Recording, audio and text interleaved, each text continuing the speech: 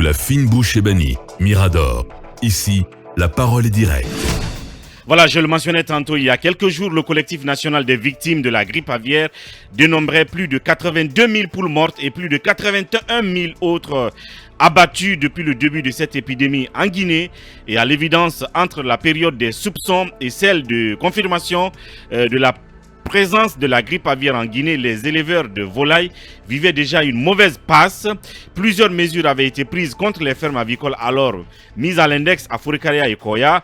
La confirmation donc de cette présence du virus H5N1 par le laboratoire italien Nora aura davantage donc mis en berne le moral de ces acteurs-là. Ils sont dans nos studios. Elhadj Sanoussi Diallo, président du collectif national des victimes de la grippe aviaire, et madame Mariama Touré, membre du dit collectif. Alors, monsieur Diallo, bonjour. Bonjour. Bienvenue dans cette émission. Bonjour, madame Touré. Bonjour. Voilà, bienvenue dans Mirador. Talibé, pour commencer. Alors, monsieur Diallo, dites-nous quelle est la situation actuelle, à quel point vous êtes touché par l'épidémie de grippe aviaire. C'est vrai, merci. À l'heure là, on a trop de problèmes avec ça. La grippe est venue depuis les 13 mois passés. Ça est rentré dans ma ferme. C'est à Kakulumaya. Mais tous mes poulets à l'heure là, c'est perdu.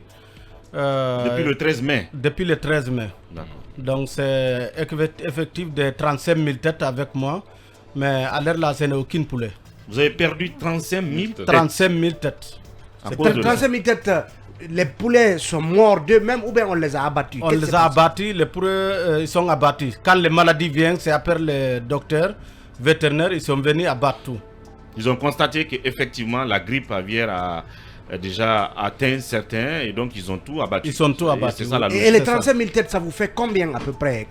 Est-ce que vous avez fait une évaluation financière de cette perte? On a essayé de calculer, ça va nous coûter beaucoup parce qu'avec un poule, quand on calcule, ça va nous coûter à 150 000 francs guinéens par poule.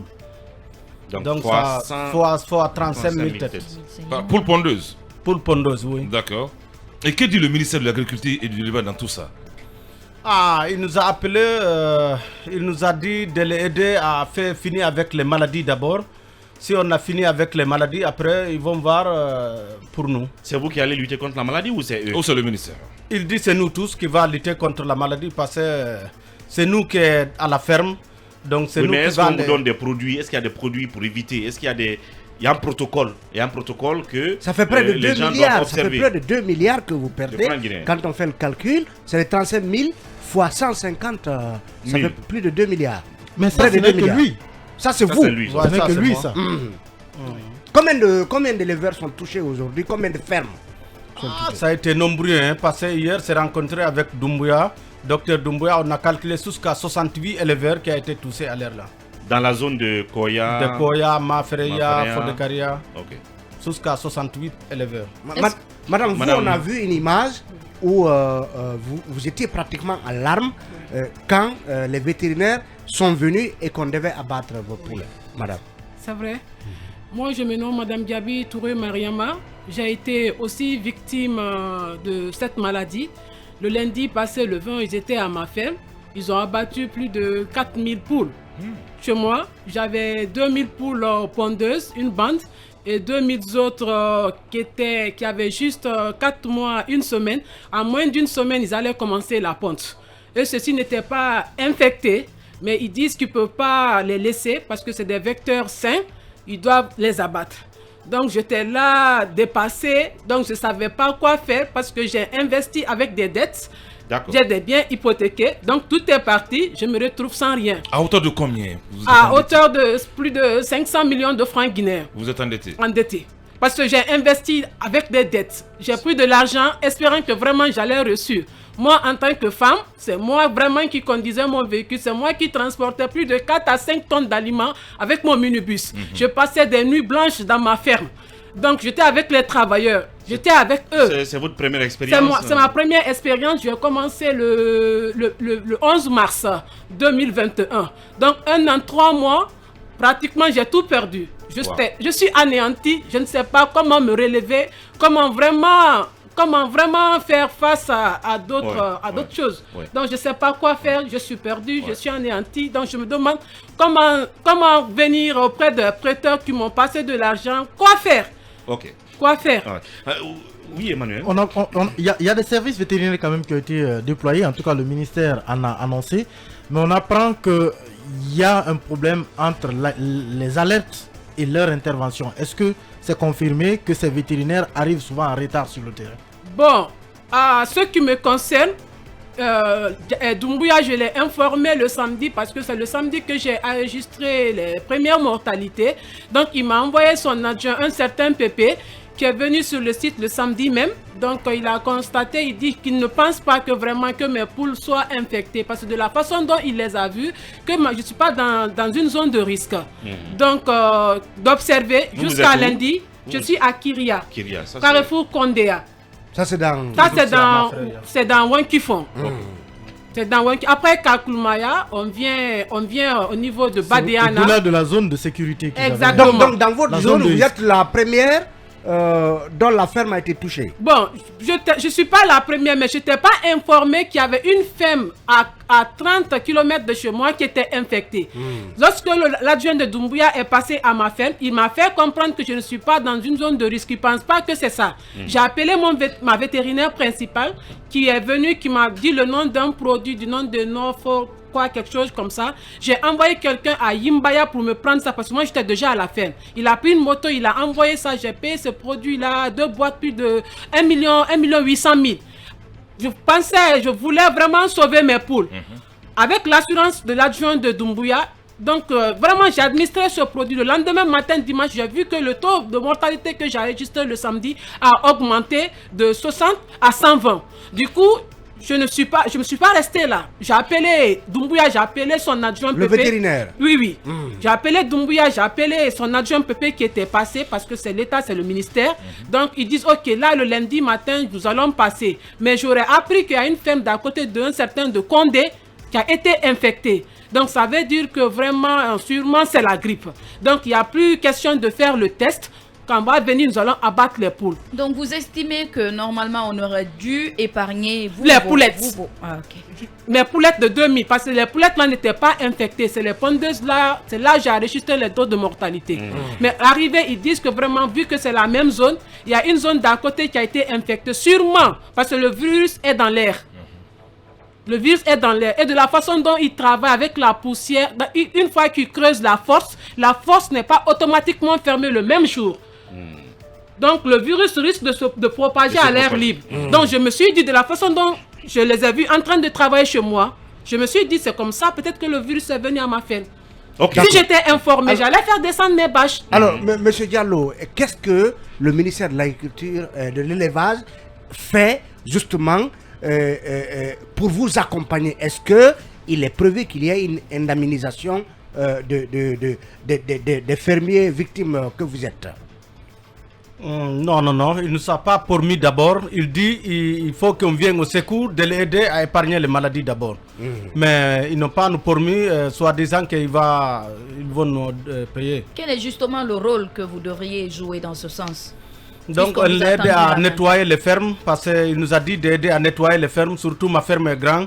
Il m'a dit de prendre les gens, c'est déjà pris 30 personnes qui vont passer toute la journée aujourd'hui à nettoyer. Mais là, vous n'avez rien là. Il n'y a aucune poulet là-bas. Il y a plus rien. C'est seulement l'espace que vous avez. Seulement l'espace. Oui, c'est ça. Comme vous aussi. Oui, aujourd'hui, je me retrouve avec que mes 2 hangars, mes employés qui sont là sans travail, plus rien. Quand vous rentrez dans ma ferme aujourd'hui, on dirait que vraiment il y a eu un décès. Mais ces poules-là représentent une partie de moi. Parce que je les ai vus tout petits à un jour, je les ai élevés jusqu'à l'âge là. Et j'ai vu des gens venir les prendre comme ça, les mettre dans les sacs vides et fermer les sacs vides. Les poules sont là en train de se mouvoir, en train de tout faire pour survivre maintenant. Après, on les met dans une fosse, vraiment c'est pitoyable. Donc une mort cruelle causée par les vétérinaires. Par les vétérinaires de l'État. Qui n'ont pas été à la hauteur, qui vous ont prescrit un médicament qui a même augmenté le décès de ces poussins. Non, c'est ma vétérinaire principale qui m'a prescrit ce produit-là. Mais cherchant tout ça là, c'était pour sauver les poules. Mais avec et si la c'était grippe, pas le bon produit? ils disent que la grippe n'a pas de produit. Ah, mais pourquoi prescrire le même produit pendant qu'il n'y a pas de médicament? La grippe n'a pas de produit. Alors. Et hier, on était avec le ministre qui nous a appelé, il nous a fait savoir, entendre que vraiment, au jour d'aujourd'hui, l'État ne peut rien faire, ne peut pas garantir quelque chose pour nous. Bien. Ah, le ministre de l'Agriculture. Oui, monsieur- pour le moment, l'objectif ici, c'est d'éradiquer d'abord la maladie. Une fois la maladie éradiquée, ils vont trouver les moyens et les solutions vraiment pour nous accompagner. Mais aujourd'hui, parce que aujourd'hui, ils ne savent pas au total combien de fermes il faut indemniser. Donc, le nombre ne fait que s'accumuler. Bien. Donc, il ne peut pas se déterminer. Mais, il faut attendre que le virus soit complètement fini. Mais à ce et à rythme-là- date, on a plus de 68 fermes infectées, touchées, et plus de 300 000 poules abattues. 300 000 poules. 300 000 poules abattues et à on- la date d'hier, le 23. Et on estime ça, en tout cas, selon. À 45 milliards de francs guinéens comme perte Comme perte enregistrée. dans les 68 fermes. dans les 68 fermes. Plus de 300 000 poules abattues. À peu près, si on évalue une poule, supposons qu'on évalue une poule à 150 000, c'est-à-dire du premier jour jusqu'à 6 mois, parce qu'à 6 mois, les poules commencent à pondre. Ok? Donc, s'ils commencent à pondre, eux-mêmes, ils payent leurs propres aliments. Ils se financent eux-mêmes. Mais du un jour jusqu'à 6 mois, c'est les fermiers qui financent les produits, les vaccins, les produits, l'aliment, le transport, les charges des employés et tout ce qui s'ensuit. On évalue une poule à 150 000 francs guinéens. Bien. Qu'est-ce que vous demandez justement aux autorités pour éviter que de telles situations ne se Dernière reproduisent, question. à l'avenir? Oui, il vous laisse partir. Oui, allez-y. Ok. Donc aujourd'hui, on demande à l'État vraiment de nous venir en aide. Le secteur avicole est menacé. Aujourd'hui, on se dit que c'est les œufs importés qui a amené ce virus-là dans notre pays. On n'a jamais connu la grippe aviaire en Guinée. Il y a des commerçants qui importent les œufs. Et ces œufs viennent dans les alvéoles. Nous, les producteurs locaux, nous vendons les œufs dans les alvéoles en papier. Une fois que le commerçant qui prend les œufs importés et il prend les œufs locaux et ces alvéoles sont mélangés, le commerçant local ne sait pas où proviennent ces œufs importés. Il prend ces alvéoles là, il ne sait pas si ça c'est pour lui ou c'est pas pour lui. Il prend, il envoie dans sa ferme.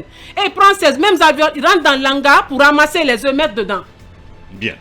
Il y a, donc, ça peut être souvent les sources. Mais est-ce que vous pensez qu'on maîtrise actuellement le rythme? Parce que ça va vite. Est-ce que vous pensez qu'on maîtrise cette maladie-là? Ou est-ce que ça dépasse les autorités? Monsieur Diallo, pour terminer, dernière Ça question. peut dire que ça dépasse les autorités parce que moi, je préfère qu'ils vont tuer les poulets qu'il y a dans les zones là rapides. Parce que s'il ne fait pas ça rapide, toujours il y a un nouveau victime, tous les jours. Bien. Donc moi, je préfère qu'ils n'ont qu'à tuer les poules qui est à côté, Dans mais la les zone. ceintures à la zone pour que les maladies ne passent pas. Merci. Donc sinon, moi, je peux dire que c'est le Guinéen qui va perdre parce qu'à l'heure là, il y a plus de 1000 ou bien 2000 personnes qui ont perdu les boulots envers nous, les vendeurs des œufs, les vendeurs d'aliments, les travailleurs, tout. Parce que moi, depuis 2003, ça commence à élevage en Guinée. Depuis 2003 jusqu'à nos jours, je n'ai aucune activité sauf l'élevage. Et là, on peut dire que vous Mais avez monsieur Diallo, perdu. est-ce que vous avez assuré vos fermes? Oui, bien sûr, c'est assuré. Parce que ma ferme. l'assurance aussi peut vous rembourser. Non. En Guinée, il n'y a Non, pas il n'y a pas d'assurance. d'assurance au niveau pour de les fermes. l'élevage. C'est les pauvres citoyens, ceux qui s'investissent avec des prêts bancaires et autres pour vraiment contribuer dans ce secteur. Bien. Il n'y a pas une aide venant de l'État au niveau du secteur avicole. Moi, depuis que j'ai commencé, je n'ai pas entendu d'aide. Bien. Au niveau du secteur avicole. Bien. Il y a plus de 1000 emplois directs et indirects qui sont affectés. Parce que imaginez-vous, les travailleurs, les volaillers, les techniciens, les vétérinaires, les fabricants d'aliments, ainsi que les revendeurs de œufs. S'ils se retrouvent aujourd'hui sans eux, ils ne peuvent pas travailler. Il y a problème. Les fabricants d'aliments sans clients, sans ferme, ils ne peuvent pas travailler. Les volaillers qui sont dans les fermes, sans travail, ils ne peuvent rien faire. Vraiment, le secteur est menacé. Nous demandons à l'État de nous venir en aide. Bien. De nous venir en aide. Bien. Aujourd'hui, nous avons tout perdu. Bien. On espère que le message est passé. Madame Touré, vous l'avez compris. Malheureusement, on n'a pas pu sortir la vidéo ni quelques photos de sa ferme qui a tout perdu, valeur de 500 millions. C'était sa première expérience. Maintenant, elle n'a plus rien. Monsieur Diallo, pratiquement, qui a perdu 2 milliards avec tout ce qu'il a perdu dans sa ferme. Il y a d'autres aussi qui ont perdu comme ça. On a l'impression que le ministère ne maîtrise pas la maladie Malheureusement, il n'y a pas de chiffres journaliers qu'on donne comme dans le cas de la Covid par exemple. Or, on doit faire comme cela. Donc toutes ces questions sont à poser. On reviendra là-dessus, pourquoi pas demain. Merci et bonne chance et surtout courage à vous, merci bien. messieurs et mesdames. Merci on va donc bien. prendre notre dernier invité du jour avant de clôturer.